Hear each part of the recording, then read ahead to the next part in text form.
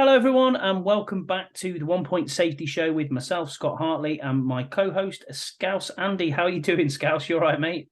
Yeah, hanging in there, bro. Hanging in there. Hanging it. Yeah, it's How you been a doing, man? tough week. Yeah, been a tough Yeah. week, I think, for both of us. But yeah, all right, not too bad at all. I'm glad to be with you today doing this show. So that's one good thing. Bit of a Yeah. slow news week, really, isn't it? In Commander's Land, to be fair, there's not been much going on. The white Yeah, I smoke mean, was we were, apparently there, but fucking blowing smoke up our arse more like it, mate.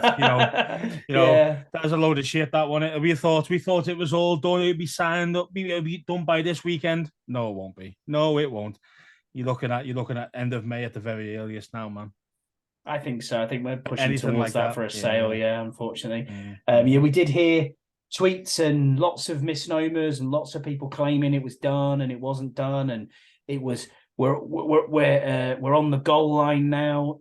I mean, come on. Oh yeah. Yeah, cheers, JP. Cheers for that one. Had Yeah, me yeah. We're every first morning and 10. scrolling Twitter. Yeah, Every first morning and goal at scrolling the Twitter. 10, at the 5, the 10. No, mate, no, we're not.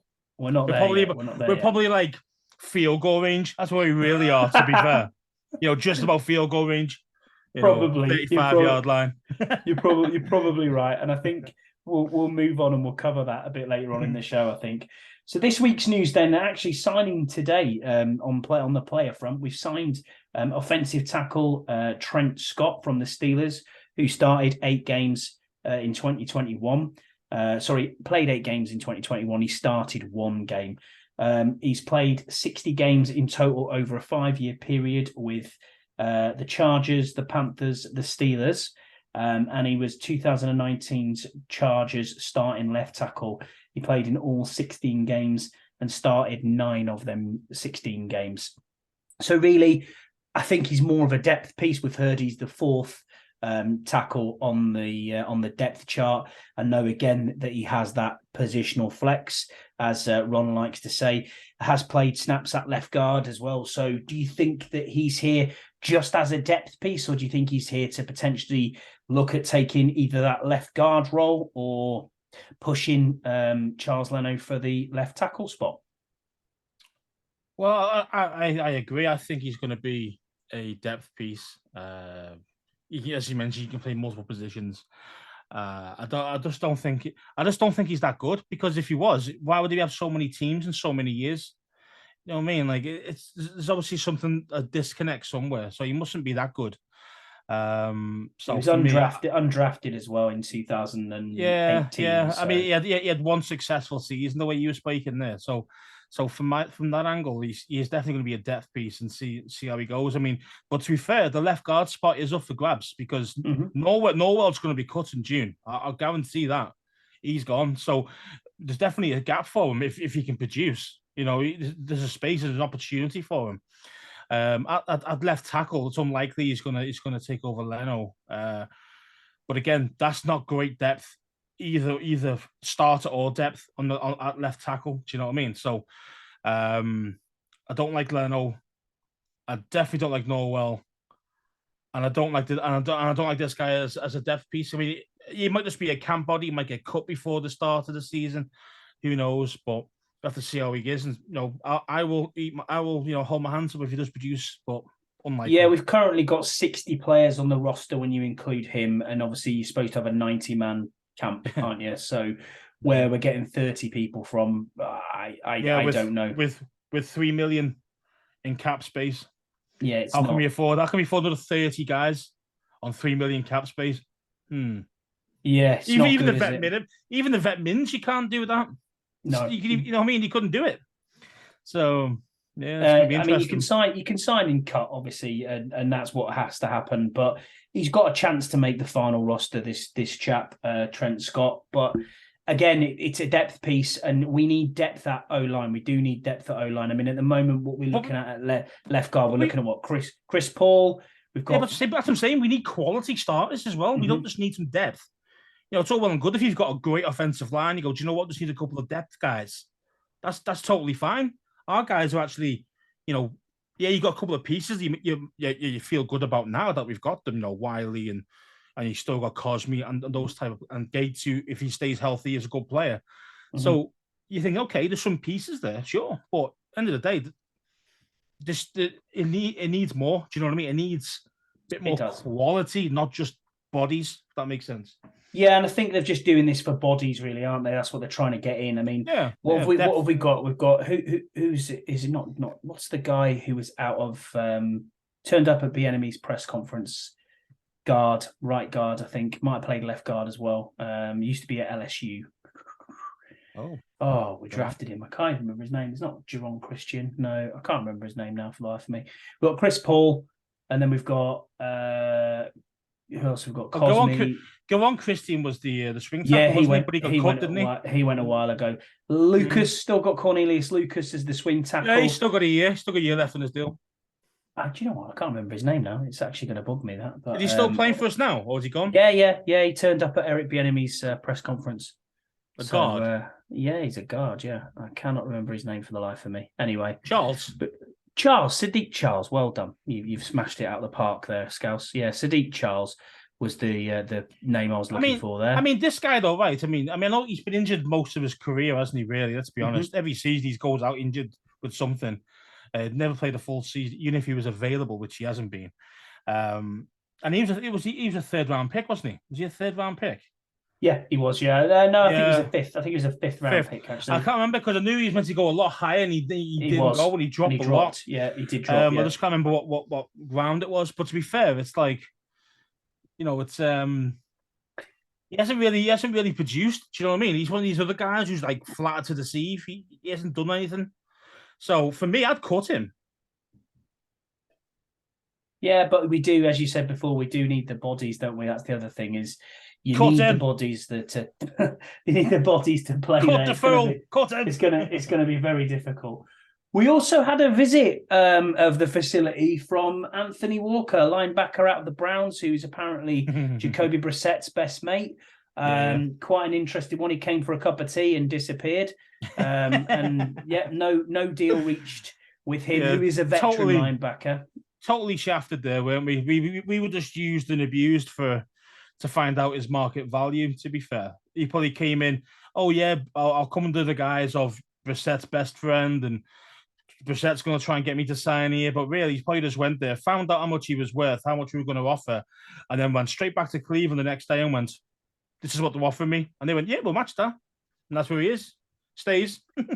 One more year in Cleveland for him. So thanks very much for coming for a cup of tea. We appreciate it. But waste our air miles. Cheers. To be honest, though, we've probably had a better tour than he has. But it is what it is. Yeah. You know what I mean? It is what it is. So, and then that's it from the playing front, really. We've got nothing else really going on that side. Bit of an update on the sale, really. Obviously, we've had as we spoke about at the beginning, we've had the sale. It's been very close. It's at first and goal. It's this, it's that. This person's bought it. This person's done that. I mean, we heard lots and lots of rumours from unofficial sources. And as others have said, I mean, when John Kime starts swearing on Twitter, you know that something's gone awry. Pissed off, isn't he? Yeah, something's gone awry. So until John Kime says this has happened, or until Schefter tweets it, or Ian Rappaport, or someone like that, tweets it out and says this is what's actually happened, I'm not going to believe anything. I don't care whether people are saying it's all signed, sealed, delivered. I mean, what's really interesting out of this is that the bonuses, as we talked about before on previous pods, have been delayed until May. So the signing bonuses for most people, like Deron Payne's signing bonus, for example, has not been paid and won't be paid until May, which probably does spell the end, for definite, that Snyder is 100% selling this in its entirety, because he would obviously have to cash the check for this year's payments, which again we've talked about before, and that was an interesting little tidbit that I saw. But we have got another fourth bidder, a mysterious fourth bidder, a Steve Astapol. I'm going to try and butcher his name. Try it. Apostolopoulos. He's a Canadian retail and private equity capital venture person, Harvard graduate, an apparent net worth of 5.5 billion. Scouse and myself were doing a bit of Googling before. It's anywhere between 3.9 and 5.5 is what we've seen on the market. So he doesn't have the funds really to get to that 6 billion mark. So quite obviously it must But be as but some sort of. You mentioned it though. There you There, go. he's got an investment company. Yeah. Investment venture guy.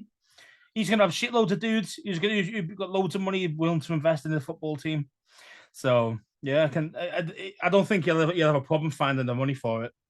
No, and that's what we've heard, that he hasn't got a problem finding the money, and he's had a tour of the stadium and Ashburn and all that. And to be fair, right, if you were the new owner and you had the tour of all this Ashburn and the stadium and wherever else you want to see, would you, if you're the owner, would you just go, I'd just love to burn this place down? Yeah. Do you know what I mean? Like, I just want to burn this place down. It's awful, It is. It isn't very good, is it? I'll be honest. Yeah, man. It's we need updating, man. We need to be brought into the 21st century. I completely agree with you there. It is an interesting little tidbit. I don't think he is going to be the eventual I don't either, to be fair. owner. And then the other side of it was that Josh Harris, Steve Rails have now got a new partner in Magic Johnson. I mean, what? Oh yeah, I mean, what's that about? I mean, okay, he's a big name, but he was, he's a basketball player. Yeah. He doesn't know anything about football. Let's face it. And then you start thinking about, well, what's he going to do? He's a great leader. Okay, great leader of men, maybe. Okay, maybe. But he's not going to be hanging around the team every day, is he, like a coach? So what's the point? So what's the point in having this guy even involved? This guy's like, investor, I mean, how much has he got? About 100 mil? I mean, that's not going to. That mean Dan Snyder don't even wipe his arse with that. Do you know what I mean? Yeah, I don't get it. I just don't get it, man. I mean, Rails and the other dude Harris have got enough though, so I don't understand why they're bringing Magic in. I don't know where he fits in as such to make them a lot better, because it's not like he's got enough money to really make a huge dent in the debt. It's not that at all. So I don't get it. And the other thing is, he's not like as if it was like, oh, you bring in a politician or someone like that because you're going to go to the state and you're going to ask, hey, can we have RFK back? Exactly. And you got to speak to all these politicians to sort that out. You got to play their games, and it's like, no, none of these guys, none of them. So I don't understand how Magic's even getting involved. I don't understand it, man. I don't get it. I mean, great name, great player, but not in the sport that he's trying to buy into. So I don't get it personally. Neither do I. It was bizarre when I saw that. I was like, what? Yeah. And who knows? It might not even be a real thing. He hasn't come out and said it, has he? That, oh yeah. I mean, I totally appreciate that most of these bidders will have most likely signed a non-disclosure agreement and can't come out and say, yeah, I'm trying to buy it. I want to buy it. And then again, today, social media, you can either scroll on and ignore it, or you can believe what you want to believe. But again, it looks like there's a puppet for Dan Snyder who he's got a blue check mark. I can't remember his name, but it looks like he's pushing forward the sale and saying, "Oh, Jeff Bezos is still involved," and he's not even put a bid in yet. I know. But what he's going to do? He's going to do the sniper. Yeah. He's going to do the eBay sniper thing, isn't he? With 4 seconds to go. Yeah, 4 seconds to go. Bang! There's the extra dough, and it's over. I've said this has been Bezos' team for months. This is Bezos' team because he's got the cash right there.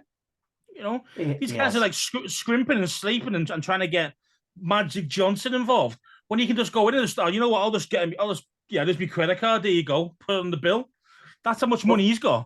Well, that's the weird thing, isn't it? I mean, I know they were saying liquid assets wise, you've got to have liquid assets at 20%, haven't you? And that's why Steve Rails has joined into this Josh Harris bid, because he doesn't have 20% cash assets, or he'd have to liquidate some businesses that he's got and bring them into become cash assets. Same thing with Crystal Palace FC. He owns part of Crystal Palace, and he didn't have liquid assets. Look at their decisions. Sacking Patrick Vieira. I know. I saw that, and I just. come on. Okay. I mean, and then try and get Roy Hodgson back. I mean, yeah. That's just like, I don't know what that is. That's just god awful. So, if that's the kind of quality that he brings to the leadership and the ownership type of thing, I don't want him anywhere near my team. I'm not saying that Jeff Bezos would be better in any way, shape, or form. But we don't know, do we? That's the thing with him. We don't know. He could be the perfect owner. He's not even there. You never see him, never hear about him, never speaks. Great. That's what you want. You want an owner who's willing to sign the checks and get out the way. That's all you want him for. That's all you want the owner for. forget being the face of the franchise like at Dallas or, you know, the New England Patriots. When you think of them teams, you think Jerry Jones, don't you? You think and Robert Kraft, Kraft. yeah, absolutely. You don't think of you might start thinking about Belichick maybe, but the first thing you think of is Kraft, isn't it? And you think of that's what you don't want. We don't need that shit. When you think of Washington, what do you think? Dan Snyder, don't you? Yeah, Absolutely. First thing you do, and the guy's a fucking idiot. So the idea is like if we can move away from all that and just go, look, man, top quality owner doesn't just gets the right people in and trust what they say. Let the football guys do the football things, and either signs the checks. I'm all good. I'm good with that. Harris has been involved. Has been known for getting involved sometimes, other times staying out the way. You've got a track record with him. You know what you're kind of going to get with him, and you know that you're going to get mediocre. Do you know what I mean? Because let's face it, he hasn't won anything with the 76ers or anything like that. So no. So for me, it's a bit like, well, okay, I'd rather take the unknown, the risk of the unknown, rather than getting a guy that you kind of know that's probably going to get you nowhere. He might get you above average like we are now. You know, end of the day, we are the pinnacle of average. That's what we are. So we need better than that. We need better than that as an owner as well. Do you know what I mean? Washington Commanders, the pinnacle of average. That is that is that is the tagline now. Yeah. You know what's going to be. You know what's going to be the embossed everywhere around. Embossed everywhere around. The pinnacle of average. That is the show name. I like that. That is. I'm actually writing that down now. Yeah, good man. Good man. You know, and it's just, I mean, it's frustrating. I mean, I just want this over with. I want the guy gone. I want to see a guy who can make a big difference as owner. That's what I want to see. And a guy Jeff's got the way. He's got what, 17 million in cash liquid assets. Oh, sorry, 17 billion in cash liquid assets. I mean, that's enough to buy. It's enough to buy the team and the stadium. You know what I mean? Yeah, so, this guy is trying to send people to space. No, this is what this guy's more into. Do you know what I mean? So for me, it's like he'll buy it just to buy it, just so he's got a football team, and then just go, you know what? I'll let other guys run it. That's what I think. And then there's other little bits of quibbling going on, and people are saying, "Oh, we're going to change the name again," and all this. Can you see a rebrand happening with a new owner? The only way I'd love to rebrand if we went back to the Redskins, just to stick two fingers up at everybody else. I'd love that. I really would. Yeah. Or highly unlikely it's going to happen, but I'd love it. But a rebrand again, I wouldn't want to rebrand it again if it was going to be something else besides Redskins. Do you think it happens, or do you think it's just a bit of wishful thinking, or putting 2 and 2 together and making 11? I think it's wishful thinking, unless Bezos wants to call us the Amazon Nets or something, fucking Amazonians or something like that. Yeah, maybe. Imagine that, Amazonians, Washington Amazonians. Fuck. Yeah, maybe. Or playing in blue and yellow. Yeah, maybe. Yeah, man, change the whole color scheme and everything. We were all pissed off. I don't know. We'll see what happens. We'll see what happens. Yeah, man. So that's it really from us from this week's really news. There's not a lot much more going on from that. If we'll go on to your favourite part and my favourite part of the show, which is Scouse's Sizzle. Yeah, man. This week's one is all about kind of like the actual fan base again. You know, we've got too many dudes that are just talk a load of shit, basically, and then when they get called out on it, they either play victim or they just go and block you. At the end of the day, isn't like Twitter and Facebook and all that. It's social media, isn't it? That's how it's called, isn't it? Yeah, social media, which means that it's normally a two-way conversation, not just a one-way. And I just see too many like Redskins or Commanders or whatever you want to call them fans that are just very fucking childish, and you just need to get a grip of themselves. And why can't we all just become together as one? You know, end of the day, Dan Snyder's going to be gone, and that should be enough. That should be enough to get us all back on the same page. And there never is. There's always something different, something ridiculous being said. And it's like, where have you even got that from? You know, it's just you're just talking at your arse. You know, it just fucking pisses me off, man. I understand. Why can't we all just get along? Exactly that. I mean, It is. We're all there for one goal, aren't we? We're all there to support the team and hope to win some goddamn games and maybe win a Super Bowl at some point. That's the goal. So why aren't we all in on that? Do you know what I mean? I don't understand why there's so many people got to say one thing and then it's like, oh no, you're ridiculous. Someone calls him out on it and then he goes, "Nah, I'll block you." Like, what's that about? That's it. Well, it's like everyone's got like arseholes, and everyone's got one. Everyone's got an opinion, haven't they? But yeah, that's what it's like. But that's fine. Everyone's got an opinion. I've got no problem with that. But what I've got a problem with is when you give the opinion out, or you don't like it, whatever, and someone calls you up on it, and then you block them. It's like, why don't you just have the conversation and try and get to like a consensus? You know what I mean? As supposedly evolved people. You know what I mean? Yeah. So yeah, I know. Why aren't we doing that? But we don't. We just go, fuck you. I don't like what you're saying. Fucking. There's the block button. Blocked. Yeah. There's the block button. And it's like, and then what the worst thing is, that once they've blocked you, then you start talking shit about you when you can't even reply and see it. How bad's that? I know. It's fucking toxic, man. Toxic, all these places, man. Yeah, so if you are on social media and you are wanting any feedback on this, Scouse is at Scouse20. I'm Scotty H84, and the probably podcast blocked. And the podcast is at 1 point safety 4. So if you've got any feedback on the social media, please let us know. But I agree with you; it gets a bit ridiculous, doesn't it? Over certain small things, or if it's been going on a while, bubbling along, just hash it out between you. Try and get along. Do you know what I mean? And if you don't like it, just scroll on. Just scroll on. No one's bothered. You know what I mean? No one's bothered about it. It's ridiculous, isn't it? I mean, it really is. Nah, man. But yeah, that's it really. And apart from that, there's not a great amount going on. I mean, what are your feelings then on free agency as a whole now? Now we're pretty much at the third wave of free agency. I would probably say that we might pick some people off post June 1st cuts. That might be where we make some moves because I'm post draft. You see some guys being moved on as well. Yeah. You got you got a few people still being talked about. DeAndre Hopkins is still being talked about being traded. There's a lot of players out there that are still here, there, and everywhere. Oh yeah, there's going to be a lot of movement. Always is, isn't there? I mean, there's always some waves the first couple of days, second week, and then it's after the draft, and then it's after the June cuts, as you said. So, do you think we've got better then as a side over the off season? Good question, really. It's still, I'd say yes, but it's not like 100% yes, if that makes sense. It's more like a 60% yes. I think we have got some better players in, especially in the O-line. I think we've definitely improved that already. But there's still a lot of work to do, and with linebackers still a big gaping hole there, and there's still a big gaping hole at cornerback as well, and left tackle still, even with this new guy signing today. You know, I just don't think this guy's going to be doing anything. So realistically, we're looking in the draft for these dudes. That's what I think personally.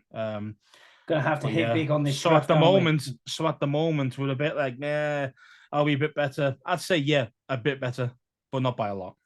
Yeah, I agree with you there. I think we're a little bit better than we were last year. Going into training camp last season, you were looking at Norwell, Trey Turner, and you're thinking to yourself, yeah. And some guys were happy with that. I was like, no, mate. These guys are bums, man. And to be fair to you, you did say that from the minute they were both signed. I'll give you your due. You actually said, don't rate these two at all. And sure enough, you were shocking. Spot on. Fucking shocking. I know they can always say, oh, yeah, they were injured and this and that, the other, and no, we'll play with injuries. Mate, they all play with injuries. Do you know what I mean? So it's NFL, do you know what I mean? It's not fucking flag football. No, it's a rough, aggressive game, 17 games. You know, how many snaps you're going to play in a game? So many, depending on what you're doing on offense, obviously. And it's kind of, you are going to be banged up. And you got to play better, though. You've got to play better. You've got to be at a good enough level when you're at your C game. Do you know what I mean? Yeah. So when you're banged up, that's I say at your C game. You're banged up. You're not going to be as good as you would be, sure, but you still got to be good enough to do a good enough job, if that makes sense. And these guys weren't up to the scratch, up to standard at all. I mean, these guys were finished, though. To be fair, I mean, early in their careers, they were quite good players. I think one was an All-Pro. I can't remember which one it Yeah, was. Norwell was an All-Pro. Was all yeah, one was an All-Pro Turner and he was a made Pro Bowler. Bowl. Yeah, yeah. So you go, oh, they've got a bit of caliber behind them, sure, but things they'll do hitting 30. Offensive linemen, unless you're absolutely unreal, a bit like Trent Williams. But most of these guys who start, as soon as you hit 30, mate, you're gone. You're on your way down, man. There's only a few special guys that produce well in the way into the 30s. There's not many. You go out there. I reckon there's about maybe a dozen in the whole NFL that on the offensive line who are playing a high level in their 30s onwards, not mid 30s, early 30s, mid 30s. Trent Williams is one. I can't remember a few other dudes, but you know what I mean. Like, there's not many that's going to be doing that. I mean, Kelsey, the center for the Eagles, Philly, he's coming back again. He's coming back again for this season. One more year, yeah. One more year again. So I mean, these guys are quality guys, and they're hard to replace. But yeah, I mean, but most guys who aren't that real elite dude tend to get a lot worse when you hit 30. Yeah, totally agree with you again. I mean, I think we've got a little bit better in the off season. I think Cam Dantzler coming in is going to be is probably my pick. Yeah, of I like what him. We've done in the free agency. Him. I just hope he can build his confidence up because he got destroyed at Minnesota. So, I like this tape when he first came in to the NFL. I wanted us to kind of get him come out the draft of that year. I think it was 3 years ago. And he went to, and he has had some quality games with Minnesota, but he's also been burnt a lot and he's lost a lot of confidence. A little other thing that I've seen going on in the Twitter sphere, I suppose, is Cam Curl, obviously putting out a lot of footage around this is what I've done, this is where I'm at. Clearly wants a new deal. His dad has been really vocal as well. I've got it. I mean, have you got his dad on Twitter? Yeah. Yeah. So he's a good dude, Greg. He's a good dude. He always reaches out. He's a good dude, man. He'll reply. He's a good dude, and to be fair, he's saying what is really his dad should be saying. Do you know what I mean? Really, I mean, how good is Cam Curl? Easily top 5 safety in the league. I don't care. I mean, I've seen some dudes on Twitter again. The usual peons saying that we need to see more from him. I'm like, what do we need to see more? The guy, you can tell when he's not on the team. You can see the difference. It makes Forrest look like he's a fucking idiot because he's not playing. You know what I mean? That's how bad Forrest is without Curl being there. That's how good Curl is. So, and he can play 3 different positions as well. Well, that's the thing. He's only missed time this year. Everyone say, "Oh, he was injured this year. We need to see more." No, mate, you've had him for 3 years, bro. You know what I mean? The first 2 years he played every game. Only this year he was injured. And as you said, you're not just paying for a safety. One guy, one position. Exactly, you're paying for a guy who can do 3 positions at a high level. At a high level. No, it isn't just like, oh, he can fill in. No. If you put him there all season, one position, he'd be elite there. But in all 3 spots, he could do that in. That's how good he actually is. So for me, I'm waiting for the new owners coming to get the checkbook out, man. Because I'm just like, look, that's exactly what needs to happen, isn't it? You know that hopefully this is a deal that. I mean, if we look at Terry McLaurin and we look at Jonathan Allen, they were July deals when they got signed. They didn't miss any training camps or OTAs, anything like that, really. So you got to show them the love, man. Got to show them the love. You have to. If he goes into real season, as in August time. Just start the season or pre-season games and all that, and we haven't signed him up for a new deal. They're both going to be pissed, his dad and him, because he says, and they don't forget this guy's a 7th round pick. So look at his wages as a 7th rounder. I think he's earned about 3 million or 2 million over 3 seasons. Yeah, that's it. 3 million over 3 seasons, so 2.5 million over 3 seasons. That's how bad it is as a 7th round pick. And this guy's that good that he should be getting paid north of 15 mil per year. So we need to keep him sweet, keep him happy, keep his dad happy as well. And say, look, man, we love you. Show him the love. Here's a big contract. Yeah, I think our big move of the off-season, our big free agency splash, I've seen a lot of people kicking off. Why aren't we doing more? Where's these big splashes that we've got going on? And I think to myself, no, hold on. We've signed Daron Payne. You know what I mean? And you don't let elite players go, as you've said yourself. You do not let elite players leave your building. Promise is a promise. You know, at the end of the day, got to give Rivera all the kudos there. He's a man of his word. You know what I mean? And that's why, and players can get behind that. Do you know what I mean? Like, if he says it how it is to you, you might not like it, but as long as he actually is legit and it actually ends up being true, then players respect you. Do you know what I mean? Anyone respects you. Anyone in any walk of life will respect you. Do you know what I mean? If you're like, look, man, if you do this for me, this is what's going to happen, and you do it, and then he does it, well, then that's all you can look. That's all you can ask for in a head coach or a boss, isn't it? Really? Of course, you know it is. What I mean? Yeah, absolutely. A guy who means what he says and does it and does what he says he's going to do. Yeah, loads of respect. Agree.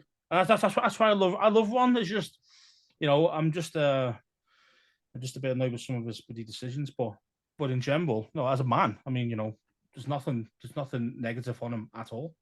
Do we know if Jeremy Reeves has signed his tender yet? Do we know what's going on with that at all? Are they still? Do you know if they're still trying to look to find a long-term deal? Because again, he's been making a bit of noise on social media as well. But it's To be fair, mate, he's all pro Revo now, and he's all pro. So you gotta pay him, man. You gotta pay him. Again, you don't let elite guys go, and he's elite in special teams.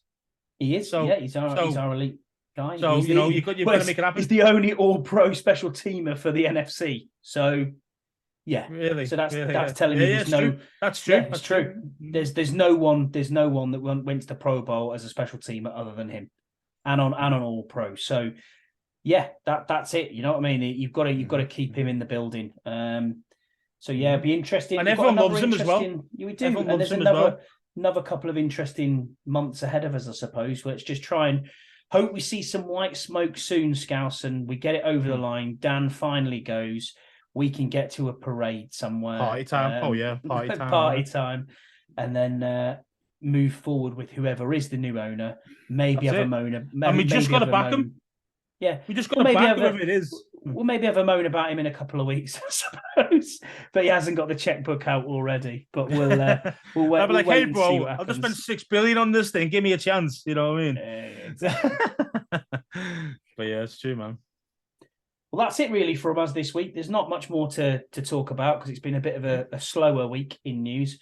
As we said, we do hope to give you a bit more news next week. Thank you again for subscribing to the podcast, watching it on YouTube. Really appreciate it. The numbers are still steady. They're doing the same. We've got the same amount of numbers as we had last week's show, Scouts, as we've been getting for about a month. Yam Starch, shout out to you. I've seen that you've popped up in. We have a listener in Japan, so I'm assuming it's you. So thank you for listening. You did get called out by Scouts. I told you. I did tell you I'd call him out, and then I'll speak to him, and I did. So yeah. But yeah, so that was another one on the international map that hit out there. So yeah, that's for us. We'll be back same time next week. Have a great weekend, and we'll speak to you soon. Take care, everyone. Bye.